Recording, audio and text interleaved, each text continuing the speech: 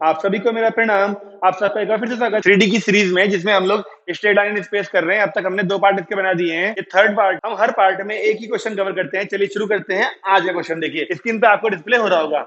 हमें एक पॉइंट दिया है और कह रहा है इस पॉइंट से इस लाइन के ऊपर एक परपेंडिकुलर डाला गया है, तो वो फुट ऑफ परपेंडिकुलर ढूंढिए। जैसे मान लीजिए ये लाइन है, इस पे डाला हमने यहाँ से एक परपेंडिकुलर ऐसे करके, तो जिस जगह पे ये इंटरसेक्ट हुआ होगा, ये हमको पॉइंट ढूंढने को कह रहा है। वो इसे कहते हैं फुट ऑफ परपेंडिकुलर। उसके बाद हमसे वो इन दोनों की डिस्टेंस भी कह रहा है। जब ये पॉइंट हमको मिल जाएगा तो हम इन दोनों की डिस्टेंस भी ढूंढ देंगे डिस्टेंस फॉर्मूला से। तो मेन काम है अभी हमको पहले इस पर ये पॉइंट ढूंढना।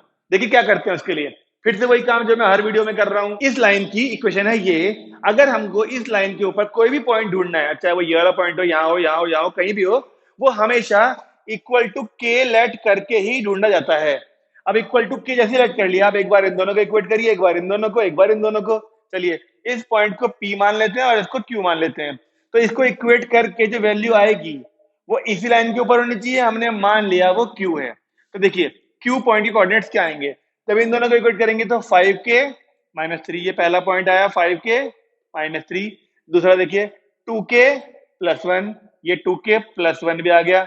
जब 3k और -4, यानी 3k - 4। देखिए ये आए हमारे Q के पॉइंट। अब ये इस लाइन के ऊपर कहीं भी हो सकते हैं, लेकिन हम अपनी सुविधा के लिए मानेंगे कि वो Q पॉइंट ये फुट ऑफ परपेंडिकुलर है। अब बस हमको ये K की वैल्यू ढूंढनी है और हमारी प्रॉब्लम सॉल्व हो जाएगी। K की वैल्यू के लिए देखिए, अब ध्यान से समझने की कोशिश करिएगा। P की कोऑर्डिनेट हमें पता है 0 2 3 है, 0 2 3 है। मैं आपसे कहूं डायरेक्शन रेशियो निकालिए PQ के। क्यों सवाल ये आता है, क्यों? अगर मैं डायरेक्शन रेशियो निकाल लूं PQ के, क्योंकि 2 पॉइंट से डायरेक्शन रेशियो निकालना आसान होता है। x2 - x1, y2 - y1, z2 - z1 से हम इस PQ का डायरेक्शन रेशियो ढूंढ सकते हैं।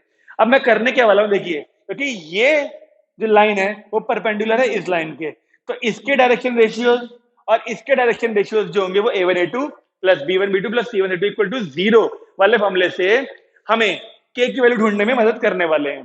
तो इसके डायरेक्शन रेशियो तो पता ही है हमको, इस लाइन में डायरेक्शन रेशियो नीचे वाले होते हैं ये 5 2 3, और इसके डायरेक्शन रेशियो हम ढूंढने वाले हैं। डायरेक्शन रेशियोज ऑफ PQ क्या आएंगे, ये देखिए ये और ये पॉइंट, यानी ये दोनों को देख लीजिए।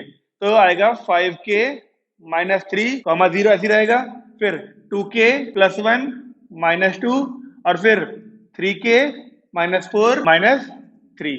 ये आए हमारे डायरेक्शन PQ के।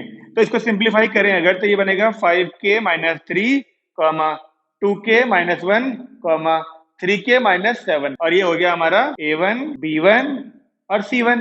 ऐसे ही इस लाइन के डायरेक्शन रेशियो हमें दिए हैं, ये रहा a2 b2 c2। अब क्योंकि ये दोनों आपस में है परपेंडिकुलर, हम अपने आप a1 a2 + b1 b2 और c1 c2 = 0 लेके चल सकते हैं। 5k - 3 की इंटू ही a2 से, यानी 5 से, b1 ये रहा, 2k - 1 की इंटू ही b2 से, यानी कि 2 से, प्लस c1 है हमारा 3k - 7, इसकी इंटू ही c2 से, यानी कि 3 से।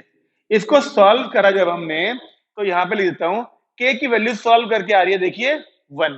पूरा सॉल्व करके k की वैल्यू 1 आ रही है। k की वैल्यू 1 मिलते ही अगर हम उस k को इस Q पॉइंट में पुट कर दें, तो देखिए Q पॉइंट हमको मिल गया।